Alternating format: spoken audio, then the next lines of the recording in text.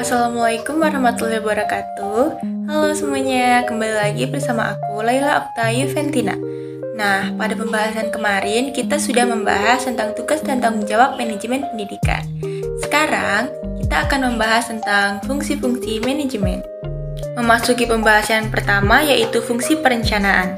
Teman-teman sudah tahu belum perencanaan itu apa? Menurut Andang, fungsi perencanaan adalah sebagai pedoman pelaksanaan dan pengendalian, menentukan strategi pelaksanaan kegiatan, menentukan tujuan kerangka tindakan untuk mencapai tujuan tertentu.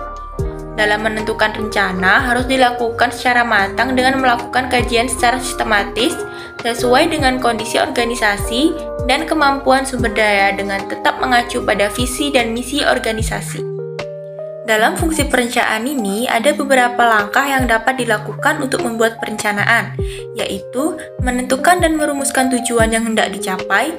Yang kedua, meneliti masalah atau pekerjaan yang akan dilakukan. 3. Mengumpulkan data atau informasi-informasi yang diperlukan. 4. Menentukan tahap-tahap atau rangkaian tindakan. Dan yang kelima, merumuskan bagaimana masalah-masalah itu akan dipecahkan dan bagaimana pekerjaan itu akan diselesaikan.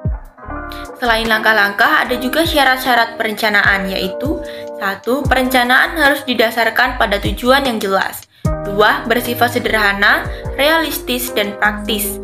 Yang ketiga, terinci, memuat segala uraian serta klasifikasi kegiatan dan rangkaian tindakan sehingga mudah dipedomani dan dijalankan.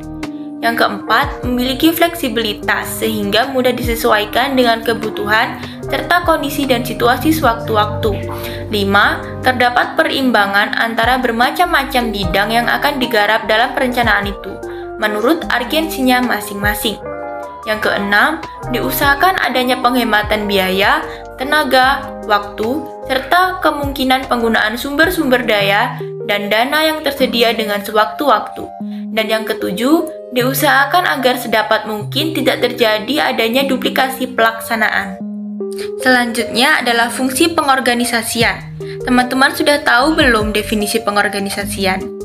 Nah, menurut Hasibuan, mendefinisikan pengorganisasian sebagai suatu proses penentuan, pengelompokan, dan pengaturan bermacam-macam aktivitas yang dilakukan untuk mencapai tujuan, menetapkan orang-orang pada setiap aktivitas ini, menyediakan alat-alat yang diperlukan, menetapkan wewenang yang secara relatif didelegasikan kepada setiap individu yang akan melakukan aktivitas tersebut. Nah, sedangkan menurut Sarwoto, pengorganisasian merupakan keseluruhan proses pengelompokan orang-orang, alat-alat tugas, tanggung jawab, atau wewenang sedemikian rupa sehingga tercipta suatu organisasi yang dapat digerakkan sebagai suatu kesatuan dalam rangka mencapai tujuan yang telah ditetapkan. Menurut Sarwoto, proses organisasi dapat dilakukan dengan cara 1. Merumuskan tujuan. Tujuan harus dirumuskan secara jelas dan lengkap, baik mengenai ruang lingkup sasaran dan sarana yang diperlukan, serta jangka waktu capaian tujuan. Yang kedua, penetapan tugas pokok. Hal yang harus diperhatikan dalam hal ini adalah 1. Tugas pokok harus merupakan bagian dari tujuan, dan yang kedua, tugas pokok harus dalam batas kemampuan untuk dicapai dalam jangka waktu tertentu. Yang ketiga, perincian kegiatan. Dalam kegiatan ini, selain harus disusun secara lengkap dan terperinci, juga perlu diidentifikasi kegiatan-kegiatan yang penting dan yang kurang penting. Yang keempat, pengelompokan kegiatan-kegiatan dan fungsi-fungsi kegiatan. Kegiatan yang erat hubungan satu sama lain dikelompokkan menjadi satu. Yang kelima, departementasi, yaitu merupakan proses konversi fungsi-fungsi menjadi satuan-satuan organisasi yang berpedoman dalam prinsip-prinsip organisasi. Yang keenam, pelimpahan otoritas. Otoritas dapat diartikan sebagai kekuasaan atau hak bertindak atau memberikan perintah untuk menimbulkan tindakan-tindakan dari orang lain. Yang ketujuh, staffing merupakan penempatan orang pada satuan-satuan organisasi yang telah tercipta dalam proses departementasi. Dan yang terakhir yaitu facility, merupakan proses terakhir dalam penyusunan organisasi. Fasilitas yang harus diberikan dapat berupa material atau keuangan. Fungsi selanjutnya adalah fungsi penggerakan. Menurut Baharudin, penggerakan atau equating adalah hubungan antara aspek-aspek individual yang ditimbulkan oleh adanya hubungan terhadap bawahan untuk dapat mengerti dan memahami pembagian pekerjaan yang efektif dan efisien. Equating adalah bagian yang sangat penting dalam proses manajemen.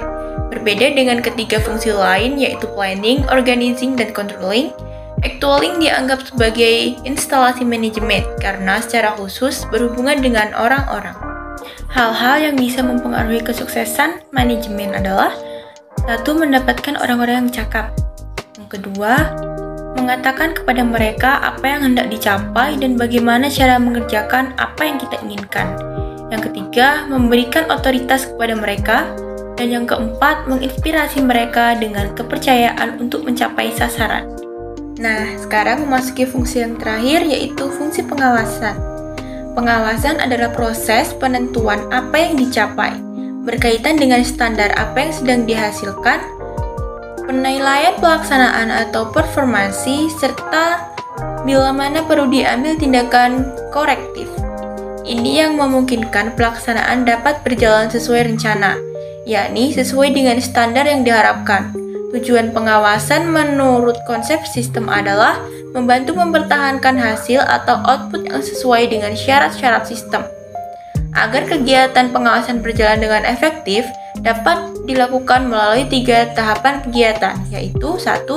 Tahapan penetapan alat pengukur atau standar. 2. Tahapan pengadaan penilaian atau evaluate. Dan yang ketiga, pengadaan tindakan perbaikan. Dalam bahkan di samping, kita dapat melihat kegiatan pengawasan menurut Fatah, yaitu ketika menetapkan suatu standar untuk mengukur sebuah prestasi seperti prestasi kerja, apakah sudah memenuhi standar atau belum? Nah, jika sudah, maka manajer tidak perlu melakukan apapun. Tapi jika belum, maka manajer harus mengambil tindakan korektif.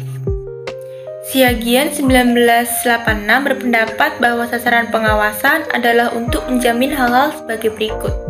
1. Kebijakan dan strategi yang telah ditetapkan terselenggara sesuai dengan jiwa dan semangat kebijaksanaan dan strategi yang dimaksud. Yang kedua, anggaran yang tersedia untuk menghidupi berbagai kegiatan organisasi benar-benar dipergunakan untuk melakukan kegiatan tersebut secara efektif dan efisien. Yang ketiga, para anggota organisasi benar-benar berorientasi pada keberlangsungan hidup dan kemajuan organisasi, bukan kepentingan individu. Yang keempat, penyediaan dan pemanfaatan sarana dan prasarana sehingga memperoleh hasil kerja yang memuaskan. Yang kelima, standar mutu hasil pekerjaan terpenuhi semaksimal mungkin. Dan yang terakhir, prosedur kerja ditaati oleh semua pihak.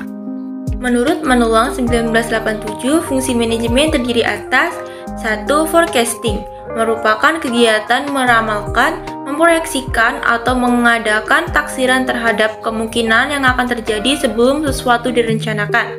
Yang kedua, planning termasuk budgeting, fungsi manajemen dalam menetapkan tujuan yang ingin dicapai oleh organisasi.